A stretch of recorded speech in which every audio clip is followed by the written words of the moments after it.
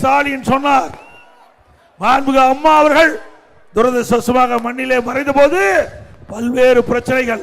அந்த காலகட்டத்தில் இங்கே இருக்கின்ற நம்முடைய அருமை வேலுமணியோட இன்னும் பல சட்டமன்ற உறுப்பினர்கள் எனக்கு ஆதரவு கொடுத்து, அண்ணன் தாமோதரன் ஆதரவு கொடுத்து, இன்னும் இந்த கோவை மாவட்டம் தமிழகத்தில் இருக்கின்ற சட்டமன்ற உறுப்பினர்கள் எல்லாம் ஒரு வாய்ப்பை கொடுத்து என்னை முதலமைச்சர் ஆக்குனாங்க.